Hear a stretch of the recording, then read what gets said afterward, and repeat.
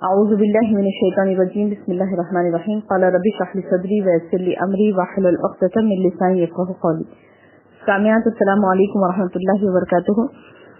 اسماء الحسنى میں سے جس اسم کا آج ہم علم حاصل کرنے جا رہے ہیں وہ ہے المنتقم. معنی ہے انتقام لینے والا.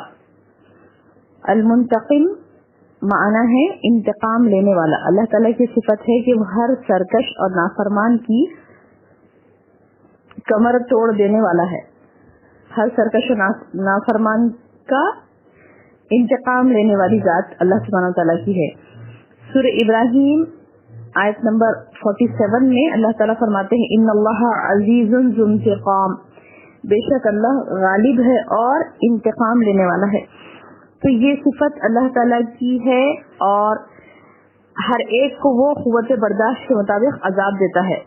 جتنا اس کا گناہ ہوتا ہے اس حساب سے اس پر عذاب ہوتا ہے. جتنا وہ گناہ کرتا ہے اس گناہ کے مطابق اللہ تعالیٰ اس سے انتقام لیتا ہے. اور اللہ تعالیٰ فوری نہیں پکڑتے بندے کو، بلکہ غالب رہنے کے باوجود اللہ تعالیٰ عزیز غالب رہنے کے باوجود بندوں کو فوری گناہ پر نہیں پکڑتے، بلکہ اس کو ڈھیل دیتے ہیں. اور اتنا ڈھیل دیتے ہیں کہ بندے کو چاہیے کہ اسی ڈھیل میں وہ سدھر جائے. وہ جب نہیں سدھرتا اور اپنی سرکشیوں کو جاری رکھتا ہے اور برابر اپنی سرکشیوں میں بڑھتا چلا جاتا ہے اور وہ دوسروں کے لیے نقصان کا باعث ہوتا ہے، اللہ کی دوسری مخلوق کے لیے جب وہ نقصان کا باعث ہوتا ہے تو اللہ سبحانہ و تعالیٰ اس کو عذاب دیتے ہیں اور اس کے گناہوں کا انتقام لیتے ہیں. تو یہ اللہ کی ذات المنتقم. اللہ تعالیٰ کا نظام نہایت انصاف پر مبنی ہے. وہ قادر مطلق ہے. اس نے دنیا میں چھوٹا بڑا، امیر غریب، عالم جاہل، حاکم محکوم، غرض ہر قسم کی مخلوق پیدا کی ہے. لیکن اگر کوئی کسی پر زیادتی کرتا ہے تو قیامت کے روز اللہ تعالیٰ اس کا پورا بدلہ دے گا. خاص کر انتقام کا لفظ اللہ نے قیامت کی منظر کشی کر کے، حشر کے میدان کی منظر کشی کر کے واللہ عزیز ذو انتقام، ان اللہ عزیز ذو انتقام جو میں نے آیت پڑھی وہ سورہ ابراہیم کی آخری آیتوں میں ہے. تو اس میں اللہ تعالیٰ جو آخرت کا ڈسکرپشن دیتے ہیں، آخرت کے بارے میں، قیامت کے بارے میں، روز محشر کے بارے میں سمجھاتے ہوئے وہاں پر حشر کے میدان کے بارے میں بتاتے ہوئے اللہ سبحانہ تعالیٰ اپنی اس صفت کو وہاں پر اللہ نے استعمال کیا کہ ان اللہ عزیز ذو انتقام. اللہ عزیز بھی ہوگا اور انتقام لینے والا بھی. تو دنیا میں جو اللہ تعالیٰ سزا دیتا ہے وہ صرف اللہ نے اس کو سزا کا لفظ استعمال کیا ہے کہ یہاں پر اللہ بدلہ دے گا. لیکن آخرت میں جو بدلہ دے گا اللہ تعالیٰ، اس کے لیے اللہ نے انتقام کا لفظ استعمال کیا ہے. اور یہ لفظ سے ہی ظاہر ہے بندہ جب اللہ کی اس صفت کو معلوم کرنے کی کوشش کرتا ہے تو بے شک اس کا قلوب کانپ اٹھتے ہیں، بندوں کے قلوب کانپ اٹھتے ہیں کہ اللہ تعالیٰ انتقام لے گا. انتقام ایک ایسا لفظ ہے جس میں یعنی زبردست معنی آتا ہے، یعنی زبردست انتقام لینے والا، یعنی اس بدلے میں زور ہے. لفظ انتقام میں کیا ہے؟ زور ہے اور طاقت کا اظہار ہوتا ہے. تو بے شک اللہ تعالیٰ اللہ تعالیٰ تو طاقت والا ہے، لیکن دنیا میں وہ اپنی بندوں کو سزا دیتے ہوئے زیادہ سزا نہیں دیتا، بلکہ اس کے نفس پر جتنا برداشت کر سکتا ہے وہ اتنی ہی سزا یہاں پر، یعنی کہ سزا بہت کم ہوتی ہے. اللہ تعالیٰ یہاں پر بھی سزا دیتا ہے لیکن وہ سزا بہت ہی کم ہوتی ہے. لیکن انتقام والی جو بات ہے، منتقم جو ہے اللہ سبحانہ وتعالیٰ ذو انتقام، ان اللہ عزیز ذو انتقام بتایا تو انتقام والا. تو وہ انتقام والا ایسا انتقام ہے وہ کہ جو بندہ اس کو تصور بھی نہیں کر سکتا دنیا میں کہ اللہ تعالیٰ کیسے سزا دے گا. وہ اتنی بھیانک سزا ہوگی وہ کہ اللہ نے اسے انتقام کا لفظ استعمال کیا ہے اس کے لیے. اسی طرح اللہ تعالیٰ بندوں کے جو حقوق ہوتے ہیں، جیسے میں نے بھی کہا آپ کو کہ اللہ تعالیٰ نے کسی کو دنیا میں چھوٹا، کسی کو بڑا، کسی کو امیر، کسی کو غریب، کسی کو جاہل، کسی کو عالم، کسی کو محکوم، کسی کو حاکم بنایا. لیکن اگر کوئی کسی پر زیادتی کرتا ہے تو قیامت کے روز اللہ تعالیٰ اس کا پورا بدلہ دے گا. واللہ عزیز، ان اللہ عزیز ذو انتقام. زیادتی کرنے والا اس وقت تک جنت میں نہیں جا سکے گا جب تک وہ اپنے کیے کا بدلہ نہیں چکا لیتا، یا سزا کو برداشت نہیں کر لیتا.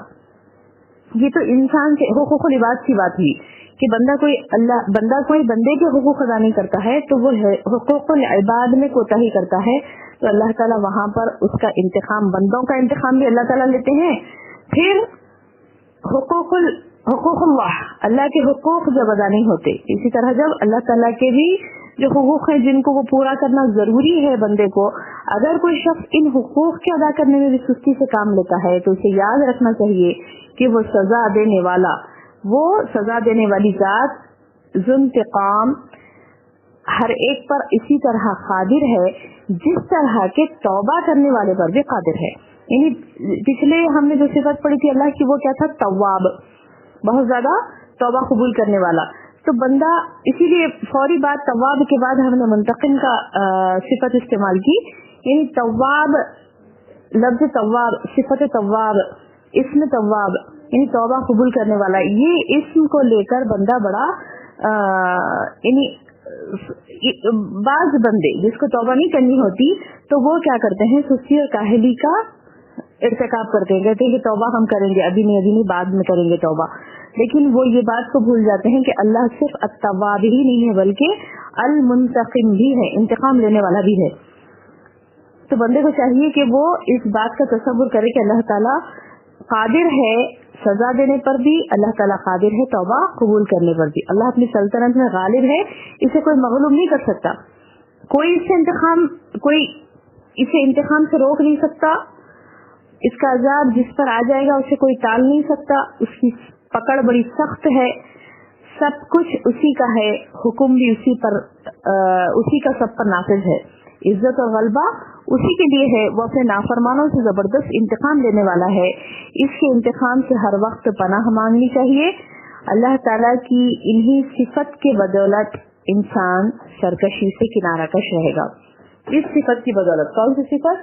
صفت المنتقم، انتقام لینے والا، ذو انتقام. اس صفت کی وجہ سے بندے سرکشی سے بچ جاتے ہیں. جب اس صفت کو سمجھیں گے بندے، اللہ کے بندے اس صفت کو سمجھیں گے تو بے شک وہ سرکشی سے رکیں گے.